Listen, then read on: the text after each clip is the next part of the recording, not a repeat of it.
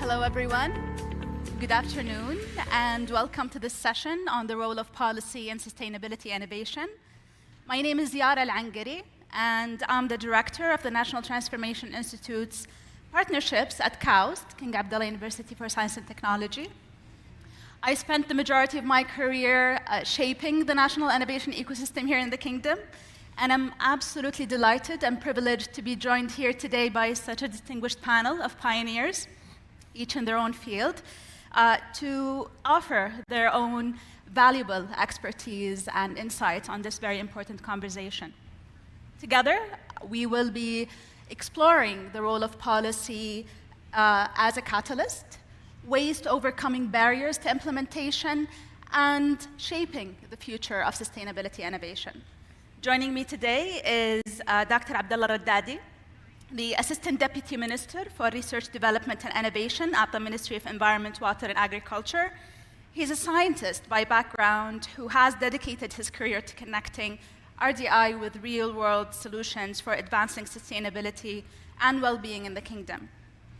And we're honored to have Professor Mariana Mazzucato. She is a professor in the economics of innovation and public value at University College London, where she is the founding director of the UCL Institute for Innovation and Public Purpose.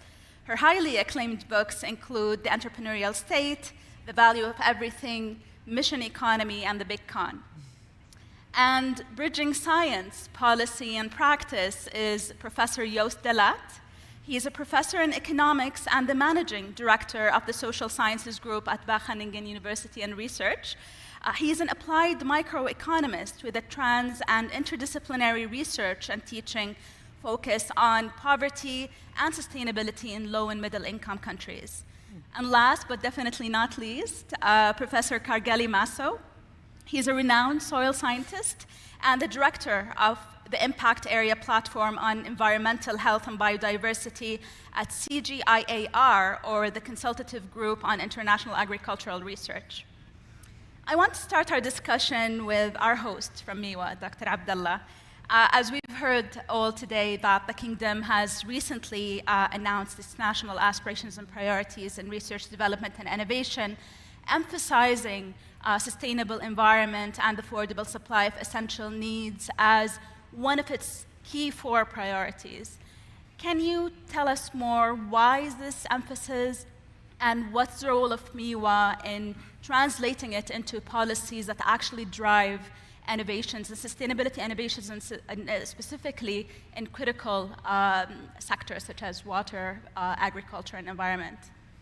Well, thank you, Yara. Thank you so much. It's an honor to be in such a heavy panel, I would say.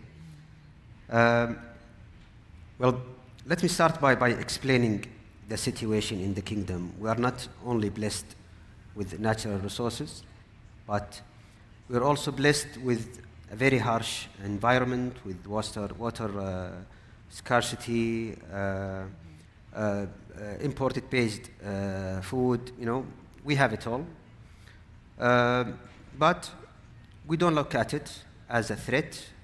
It is, however, it is an opportunity that we want to act upon it. And we believe that innovation is the key. We have a dilemma between water security and food security. And I think this is where we could innovate to find a solution in which we preserve our natural resources, and we also have a certain level of food security, such as mentioned in the missions this morning. In MIWA, we come from a demand side, or the demand side, and when we looked at and we assessed the ecosystem in the Kingdom, we found out, as Dr. Al-Malik mentioned this morning, that we have 2 key roles: is to steer the ecosystem and to enable it. And in steering, we have assessed the ecosystem. We have aligned the national strategies with the RDI missions, and we know exactly. I can say safely that we know exactly where do you want to play. Now, looking at the ecosystem, we've identified gaps, and we've seen that what other entities are doing, what other stakeholders are doing, and we believe that as a government entity, that we need to drive the movement in innovation, and we need to play where others won't play. And that's why when we created our programs, initiatives, departments, we were very careful in specifying what roles would MIWA play, in which we are looking at partnerships, we're creating partnerships. We know that there are so many silos and redundant efforts in the kingdom. We wanted to actually mitigate that, reduce that. We looked at the supply side. We've created several entrepreneurship programs. And we look at the demand side as well with several programs to unlock the demand, such as the piloting program, and I think this was mentioned in this morning. So what SME was doing is, we know what the RDA authority is planning, we know the industry, we know the water, agriculture, and food players in the kingdom, and what we want to do is to link the two to achieve the sectoral objectives and to activate the role of innovation. Wonderful. Thank you so much. I think it's very important what MIWA is currently doing, bringing all the different elements of its sectors together. And I think this brings me to Professor Mazzucato. In your keynote earlier today, you emphasized the importance of ambitious and mission-oriented approaches to addressing sustainability challenges.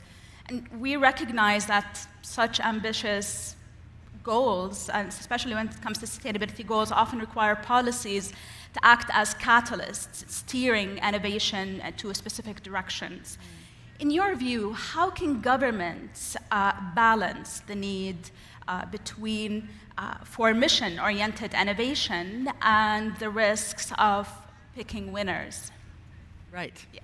So if you don't pick winners, the losers will pick you. Yeah. That's it. No. Yeah. So missions are about going beyond the old focus, which was picking winners. Picking winners means you assume you know ex ante which firms, which sectors, which technologies.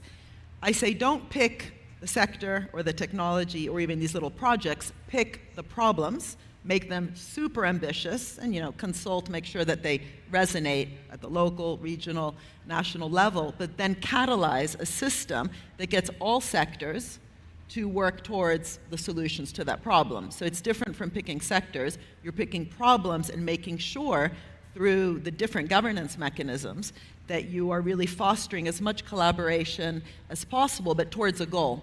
So if things aren't going right, you should stop.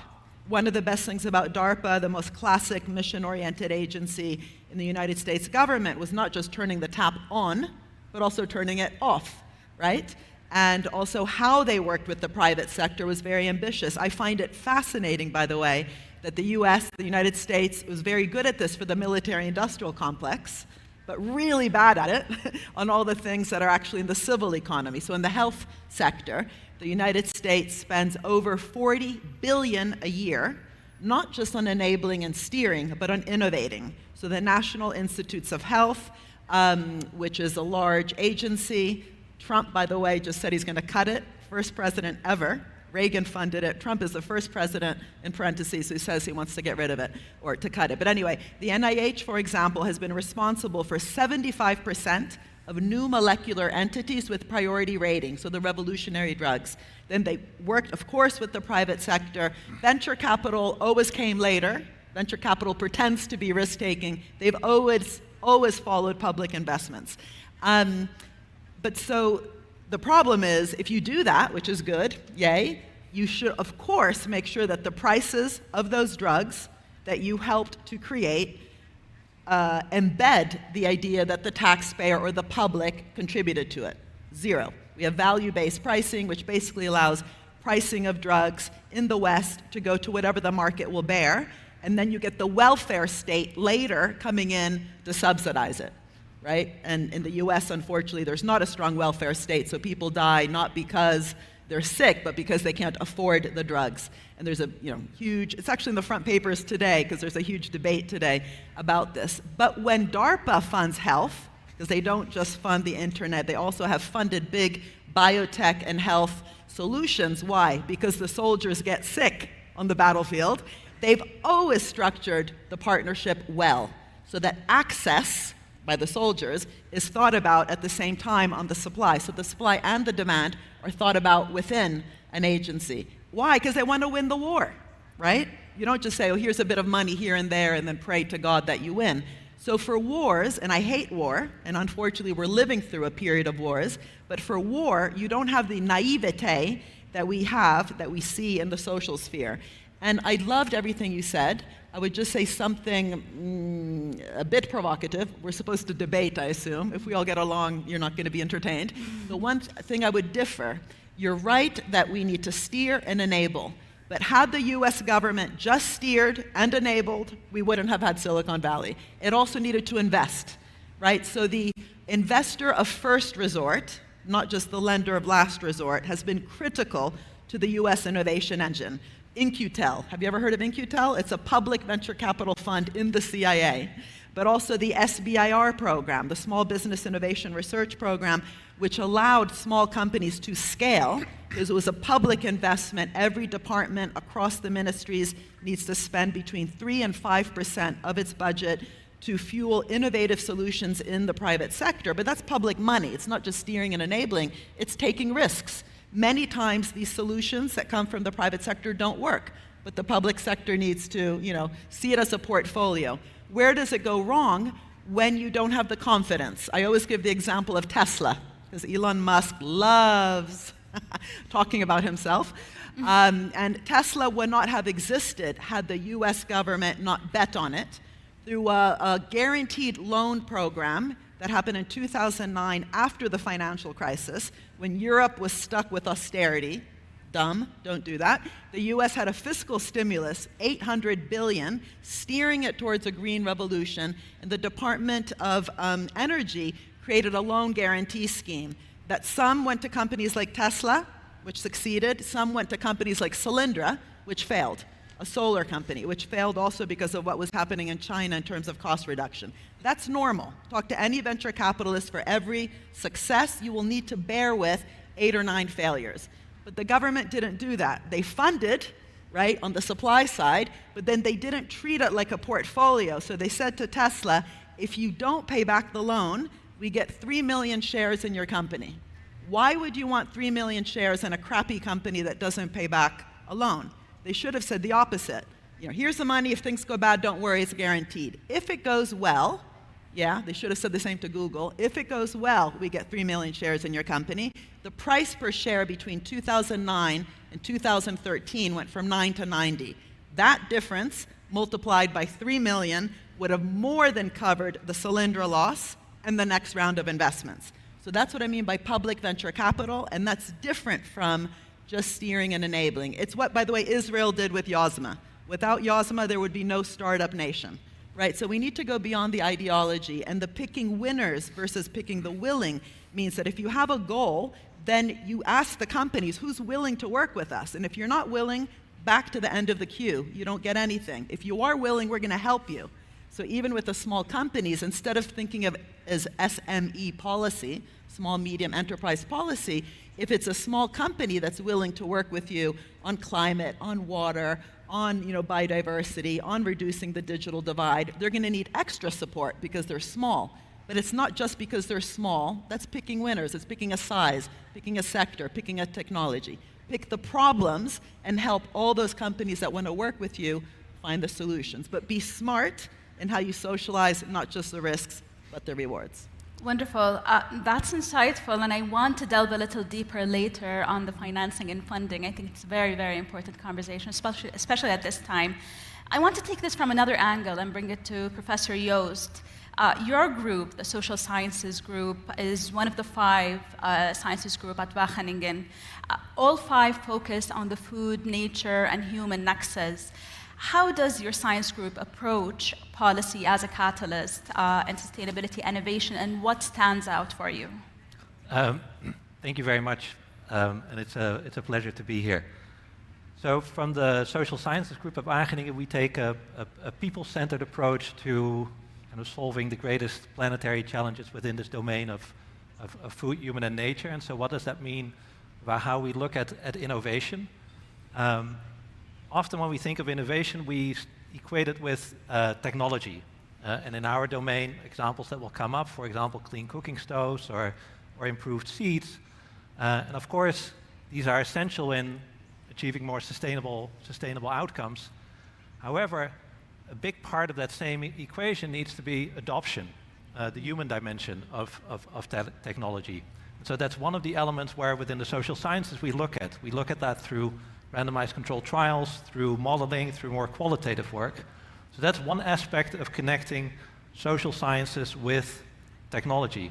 However, perhaps even more important is that many of the challenges that we face in the domain of food and agriculture around sustainability do not get solved by technology alone. They are the effect of market failures and social dilemmas. And let me give you a few examples of these. So for example, when you go to the grocery store, there's a range of food products. These products, most of the time, do not reflect the true cost of producing that. That also includes the environmental cost. Or farmers often do not have incentives to include nature-based solutions on their farms because they don't get compensated. Or we'll find pastoralists, farmers, private companies competing for communal resources such as water, causing a tragedy of the commons. So in order to address those very big ones, we need to think beyond technology, and we need to do a rethink of the institutions. We need to innovate institutions. So policies, we need to innovate policy in addition to policy innovation. And I can mention a number of things here. For example, how do we ensure that across the value chain, from consumer to producer, both the benefits and the contribution to the sustainability goals, environmental goals are equally distributed? That requires us to think about the very institutions, the rules of the games, the laws, the policies, on how to get that picture right. And that's an important contribution from the social sciences to the whole debate around innovation. That's very interesting, and I think this is a great segue to Professor Masso. I want to bring you into this discussion because you advocate for the importance of co-creating solutions, especially with food system actors, for successful adoption of innovations. What role can policy play in facilitating collaboration amongst farmers, researchers, and other key stakeholders to promote sustainability innovation, especially in the agricultural systems? Thank you very much, and excellent point. At CGIAR, our main goal is really to sustainably transform food, land, and water systems in the current climate crisis. And it takes the whole of society to make things happen. So policies should strive to make sure that we have inclusive multi-stakeholders platforms, really to discuss the issues with the systems thinking approach, and I will come back to it. And that becomes very important in terms of capacity sharing to make sure that everyone has the same level of information, at least it's shared. Doing that comes with the cost. How do you make sure that you have financing mechanisms, policies that can support those kind of financing mechanisms for things to happen? At CGIAR, our policy innovation science program really strives to do it in making sure that we could develop, we could design solutions with policymakers, with National Agricultural Research and Extension Services, but also farmer organizations. Maybe something I failed to mention earlier is that we mainly operate with smallholder farmers, mainly in low and middle income countries. So the access to knowledge, to information is not always that straightforward. And those policies I talk about finance is really making sure that we have a financing system that allows smallholder farmers to have access to funding. That could be through shortening the agricultural value chains to get more profits to the smallholder farmers, but also having context-specific loan schemes that address the needs of the smallholder farmers in developing countries, because we have to acknowledge that they are seriously resource constrained. So those are some of the critical things we need to do. But when we look into it, there is a lot of things we have to do. And we are talking about a sustainability week. As we bring the people together, how do we make sure that we design a system that allows us to bridge agricultural productivity, because we have to meet food security, alleviate poverty, address malnutrition, but in such a way that there is also an environmental sustainability related to it. How do we maximize the biodiversity and ecosystem gains in that area, and keeping in mind that we are operating in a climate crisis. To pause here, what I think I really want to underscore is the social inclusion. How do we make sure, especially when we talk about developing countries, how do we make sure that we have inclusive systems that take into consideration the interests and the needs of women, youth, and other kind of marginalized groups. I'll pause here for now. Thanks. Wonderful. Now, on the same note, I want to bring up ways to overcome barriers to implementation. On the same note of collaboration, I want to bring it back to Dr. Abdallah. We know that effective implementation often requires alignment across different stakeholders. How does MIWA foster that collaboration and consensus among public institutions, industries, and other key stakeholders to implement sustainability-focused policies? Well, thank you, Yara. But first of all, I'd like to go back to Professor Mariana's point. I totally agree. The government is taking risks. I was speaking on the behalf of MIWA, Yes. in which we do not invest. However, we do work with entities, governmental entities that do invest. And what we do is we advise them into where to invest, in which we do an assessment of technologies and the alignment of those technologies with the national objectives. And we do invest to some extent, but again, we are bureaucrats. We are a government entity, so it would be hard for us to invest, but I totally agree. I think investment is the key here.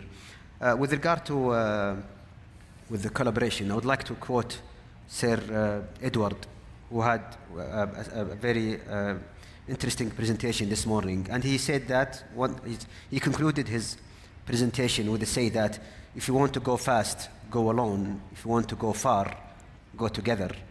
And I do believe this is absolutely right. And when we work at MIWA, we believe in collaboration between entities. Those entities, might be from a government sector, from the private sector, non-profit, investment bankers, and so on.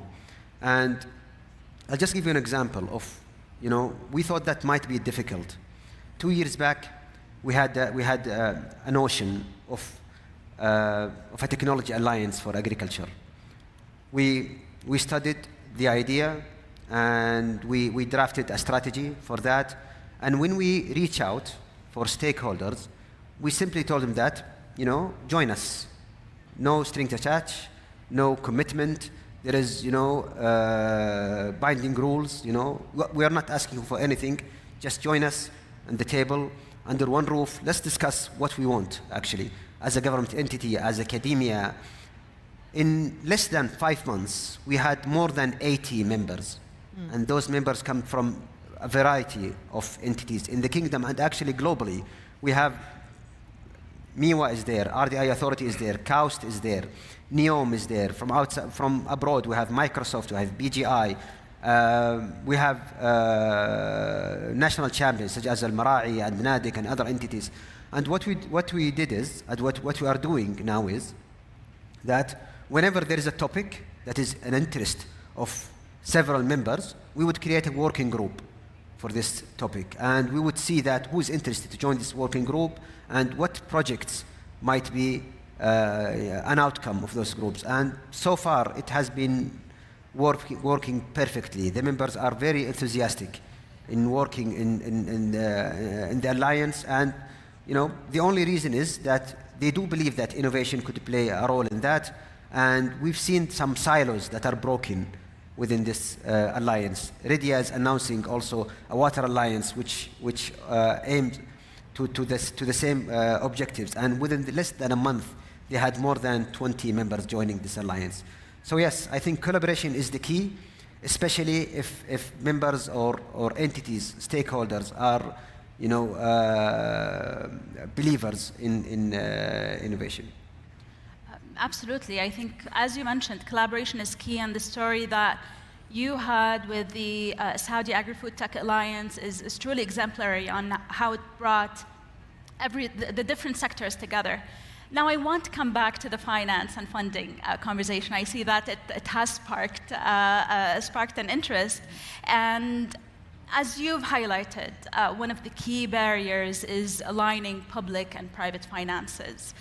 In your view, what strategies can ensure that public funding actually catalyzes private investments in sustainability innovation, rather than what you've just mentioned earlier today in the morning, rather than just filling gaps?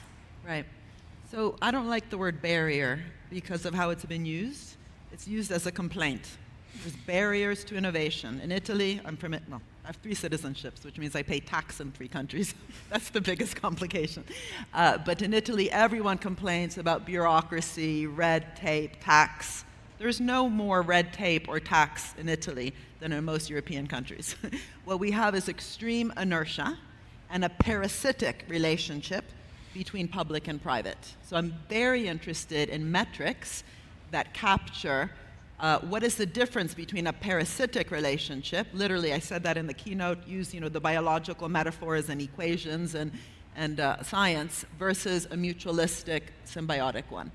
Let me just give you a quick example of what I'm talking about. We have a public bank in Italy called the Cassa Depositi e Prestiti. Sounds nice, everything in Italian sounds nice, but it's a bank that just gives out money to any sector that says, help, help, help, I'm in trouble. Why are you in trouble?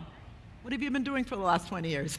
Right? In Germany, because they have been very ambitious in recent years, for the last decade, around their Energiewende policy, the bank that they have, called the KfW, it's a public bank, has put conditionality for the sectors like the steel sector. Steel all over the world is in trouble, all over the world is asking for help. But in Germany, because they were ambitious, and I'm really, really interested in how you guys are framing your ambitions and what it means, the loan to steel was conditional that the sector lower the material content of production.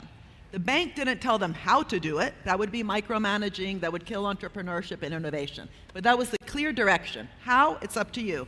Just like with my moon landing example, right? The procurement, all the different problems. How the private sector came up with the solutions was up to them, but the procurement was structured in that outcomes-oriented way. And that's what happened. So we have steel that's green in Germany, not because they went to Davos or the World Economic Forum to talk about purpose this, purpose that, but because they had to. And if they weren't interested, back at the end of the queue. Another example, during COVID, what was the goal, the ambition in COVID? Was it just the vaccine? Of course not. We came up with 8 vaccines. The goal should have been make it accessible to the whole world, your point about capacity. Now, what does accessibility mean? As I said before, in terms of the contracts, it doesn't happen just by talking about it. It happens if you structure an innovative collaboration, the collective intelligence, with issues around access at the center. So AstraZeneca, one of the companies, worked with Oxford University researchers. Oxford is a state school. I remind my friends at Harvard and Yale, Oxford and Cambridge are state schools. They're not private schools. And these publicly financed researchers put as a condition their willingness to work with AstraZeneca, if they agreed to, share the knowledge. Yeah? Share the technology. There's a global health pandemic at the time. Millions of people are dying. Let's not gamble. They still made money, profits, but not excess profits, because of this conditionality on sharing knowledge, keeping costs and prices low, so it could be also produced elsewhere and not just delivered ex post, the expired vaccines. No? Dr. Tedros from Ethiopia, who runs the WHO, called this vaccine apartheid. So vaccine nationalism too, hoarding the vaccines. So given what the goal is, given what the mission is, work backwards and structure the collaboration, structure the innovation, structure the finance to work on the goal. That's why goals matter. And as much as it's important to bring different companies together and different public organizations, that's the beginning, and that's very important. But testing out what a good collaboration looks like is critical, and most collaborations, I think, are terrible. Why? Because we have misgoverned the tool. So intellectual property rights, that was on the screen this morning in the fantastic opening statements that were made, but intellectual property rights are not rights from God, right? It's the right from the state. You get 17 years of monopoly profits. What does the state get back? It gets back diffusion of the knowledge, at least when the patent is up. But if in the meantime, we allow those patents to get extended even further or abuse them because patents are too wide, often just used for strategic reasons, too strong, hard to license, or too upstream in the innovation chain so the tools are being patented and privatized, that is a bad, bad deal for the public entity that gave the 17 years. So governing patents matters. It's not just IPR policy. And my experience is that most of these tools are really badly governed. And what's happened is we've, again, socialized risk, privatized reward. Look at how much money has been made by the so-called big tech industry, which is now buying the best scientists in the world to come into those tech companies. They used to actually be in universities and public labs, so on and so forth. But these excess profits, tax evasion, and sometimes labor exploitation, look at Amazon's corporate governance model, have allowed these excess profits to be created. And I think what's so important in a region like yours, where you're just beginning to work ambitiously with the private sector, get it right from the beginning. Do not copy the Western model. It has so many holes, and it created inequality. So what you want is inclusive growth and sustainable growth. Doing them together in terms of how you govern the collaborations really, really matters. Wonderful. Taking this further, I want to bring this back to Professor Joost. Your work, especially your work in randomized controlled trials, such as what you've done with the Cash for Carbon, it involves identifying cost-effective sustainability innovations. What does it take for such innovations to scale, and what role can policy does to achieve this? I think that's a nice bridge to what you just shared about ultimately trying to aim for more equitable growth. It connects with the previous point that I made about the need for institutional innovation and how the public sector, the government, have an important role to play in shaping the rules of the game, the incentives that people have. And so let me take this concrete example of Cash for Carbon that you mentioned. So about 10 years ago, we conducted a randomized controlled trial in Uganda together with the government of Uganda, UNEP, and several civil society organizations, looking at the effectiveness of a program that provided payments to smallholder forest owners to see if it would reduce deforestation. We found that it reduced deforestation by half and was actually a very cost-effective way both to reduce emissions, carbon emissions, and get payments to smallholders. And so then the question arises, so how can an initiative like this be scaled? The findings were published in 2017 in a paper called Cash for Carbon. Now, 7 years later, there's a big discussion also here at the UNCCD COP around the voluntary carbon market and the potential for now billions of euros, dollars going from companies offsetting their carbon footprint into schemes like this. Well, we also know, and there's a lot of discussion about the big risks that involve these schemes. So, for example, middlemen with commercial interests might take a large share of the payments when working together with smallholders who have very little power. Or it may even go further, a risk of land grabbing for commercial interests to promote forest growth.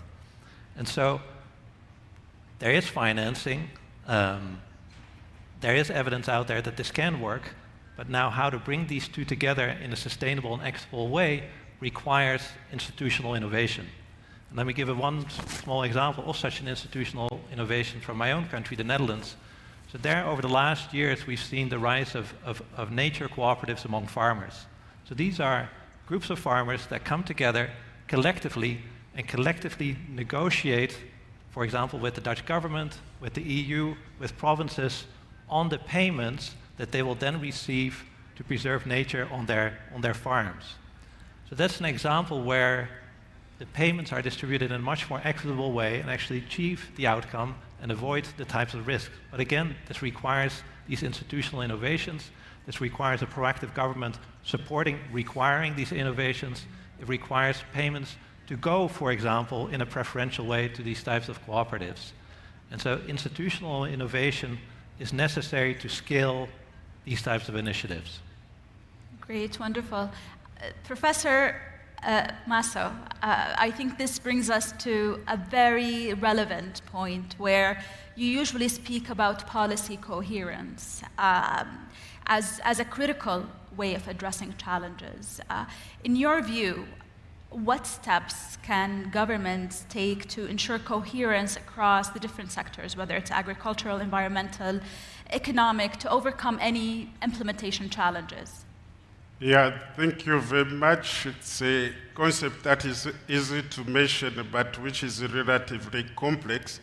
And I really want to stress something that Mariana said in terms of everything we do, being policy and others, as long as we don't pay the right investment in governance, accountability, we have troubles. So as we talk about now, really policy coherence is really try to see what are the things we want to focus on. And here we are mainly talking about productivity and sustainability. If you go to the UNSDG 12 with responsible consumption and production, that's really where the coherence has to happen.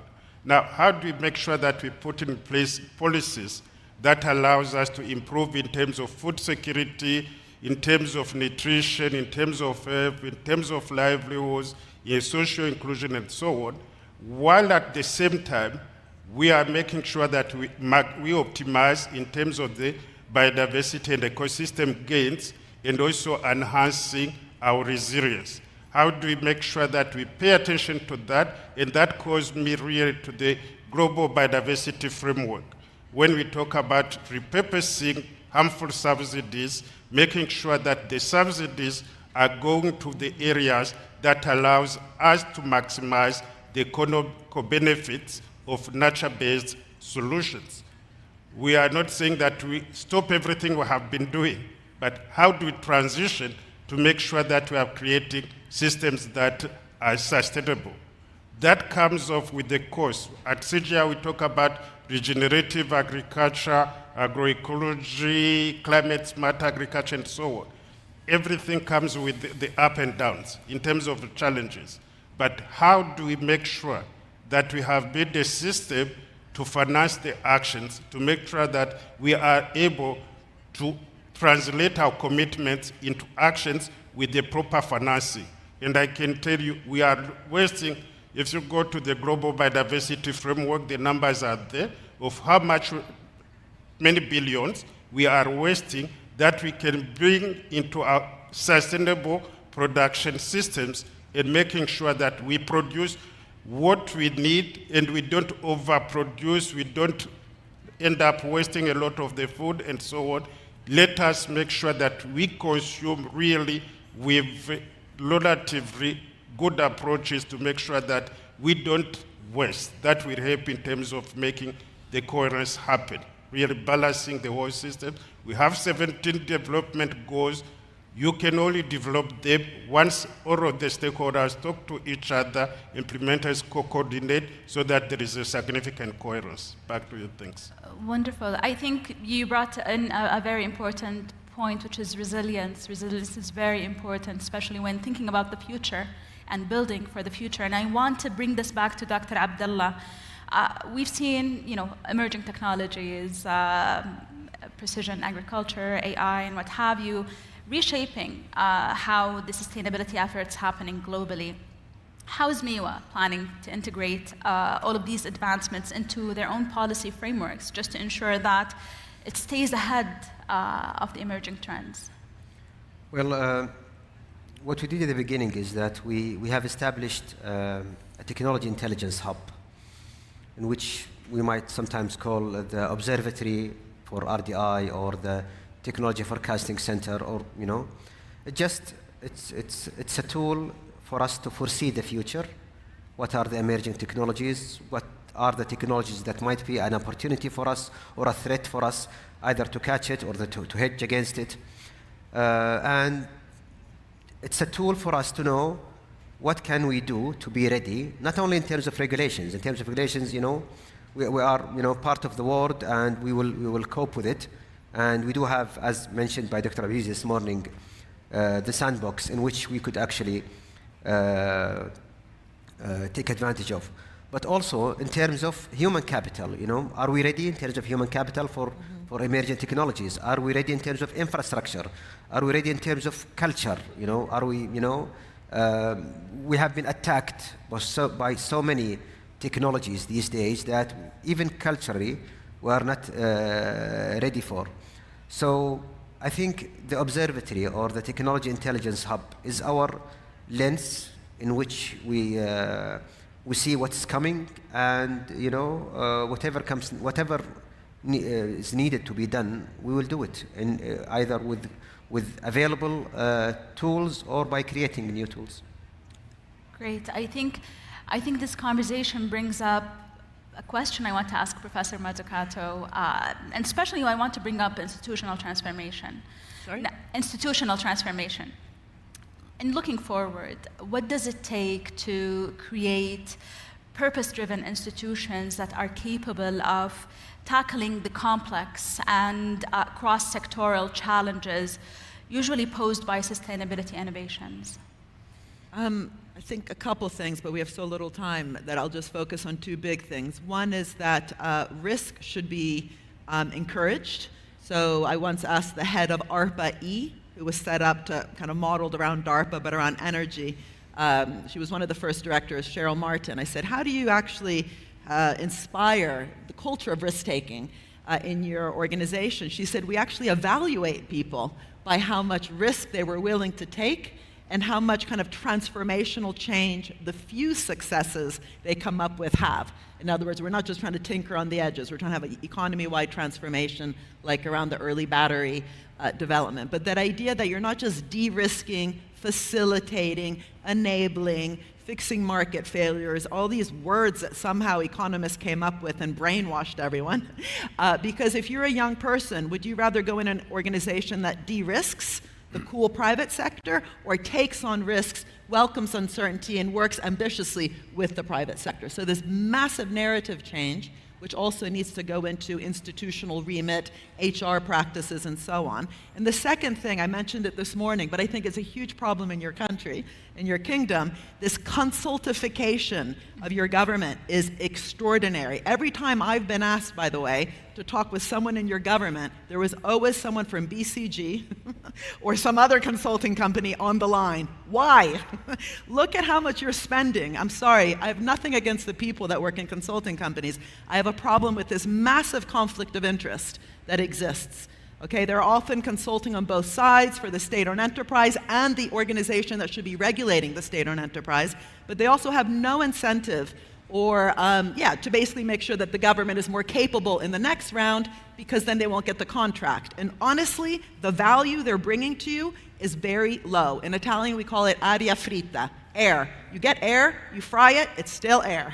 So I really think your government should look at how much you're spending right now on consultants and have a much more, disintermediated engagement with the private sector, as NASA did. NASA warned in the 60s that they were getting too intermediated by consultants, and they said, we won't even know how to work with the private sector, or with some of the top academics, right? If they want to work with you, work with you. You don't need BCG to get these massive rents in the process. And I'm just going to say it because I am astounded by how much money you're wasting.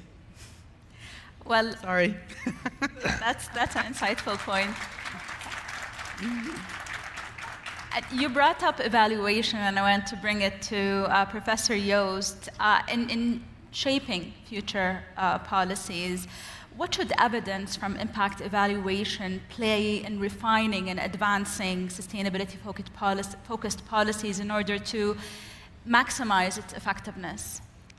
I'll be very brief. Time is up, and thank you for making the case for engaging research at universities. That too seems to be under pressure in many parts of the world, so thank you for making that case. Impact evaluations or research in general, I think it's not the starting point, it's not the end point of innovation, but it's an essential part of innovation. Resources are limited, the challenges that we face also around sustainability are huge, and so let's not drive in the dark and be sensible, build evidence where we need it, find ways that are effective, that are cost effective, and then try to scale these, both through financing, but also through these institutional innovations that I talked about. So it's an essential part of a broader ecosystem that needs to be in place. Great, wonderful. I want to bring this to Professor Kargeli. Your institution is focusing on transitioning, as you mentioned, to regenerative agriculture and circular agri-food systems. In your view, for the future, what policy frameworks or incentives do you believe are necessary to accelerate this transition on a global scale? Yeah, quite amazing. Just two things before then. There is really, for us working in the global south, one thing to keep in mind, there is less than 7% of the budget that goes into investigating the root causes of food insecurity, malnutrition, and poverty. And we talk about inclusion, but you can only realize that only less than 2% of the budget goes to the smallholder farmers. So one of the actions that is really needed is to make sure that if you want to sustainably transform food, land, and water systems, I would advocate for countries to put minimum 10% of the national budget into sustainable solutions that calls for regenerative agriculture, agroecology, nature-positive solution, ecosystem-based approaches, and so on. And that takes us really in terms of looking, and we developed several global tools. I was referring earlier to the Global Biodiversity Framework. One of the things is really mapping the kind of subsidies across sectors, because it's not only the agricultural sector, it's across national sectors, and try to see where are we wasting money, where are we putting money on the wrong things. How do we bring that money now into the sustainable? I'm focusing mainly on the agricultural sector because that is where we focus as a CGIAR, but I do believe we can do the same exercise to all sectors of the countries. So that is an area where we need to make sure that investment goes to things that helps us to meet our needs. And we are here in Riyadh in the context of the UNCCD COP16, our land, our future. How do we make sure that we translate our commitments into actions by investing properly? Wonderful. I want to take 2 more minutes, and I want to end up with a challenge. And to close this session specifically, I want each one of you to answer in 30 seconds the following question. What single action should governments focus on right now to align innovation with sustainability goals? I'll start with you, Dr. Abdullah. 30 seconds. Well, that's a challenge. Yeah. Well, what we are doing is actually, we are always looking at what we can do, where we can intervene, then what is needed from us, funding, regulations, whatever is needed, and then actually intervene. And always at the end, we have to evaluate, assess, and then going back into cycle again and correct. If there's any mistakes, we correct them. If there's anything, right we're doing, then we are continue doing and improve it. Wonderful. Professor Mariana. The average age in the mission control room during the Apollo program was 26 years old. It was a cool place to work. So invest within your civil service, your public service. That's part of the deconsultification, but it's not enough. The training, the outcomes orientation, the Gov Labs, make it a cool place to experiment with all these new tools and institutional reforms, but it's not going to happen without actually dedicating proper funds and make it not the bureaucracy, but make it a dynamic, sexy, edgy, cool, creative, agile bureaucracy. Professor Joost? I think I would say take a systems approach to innovation. If I take the food system, ask the question, what does it take? Does it take technological solutions? Does it take adoption of these technological solutions? Does it take changing the rules of the game so that you get ultimately more equitable, durable solutions? Look at the system as a whole and then take action. Yeah, I will echo what Dr. Abdallah just said. For us to achieve what we want to achieve, we should stop from reacting and being proactive.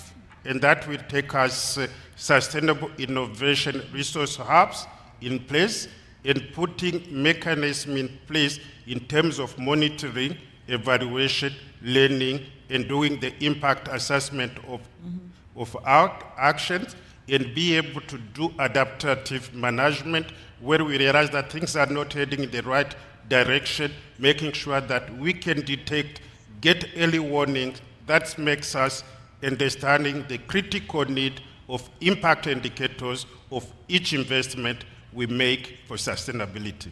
Wonderful. I think that's a wonderful way to close, adapt, and be proactive. Thank you, everyone. Thank you to our panelists, and thank you for joining us. Let's keep the momentum, and thank you so much for joining us. Have a great rest of your day.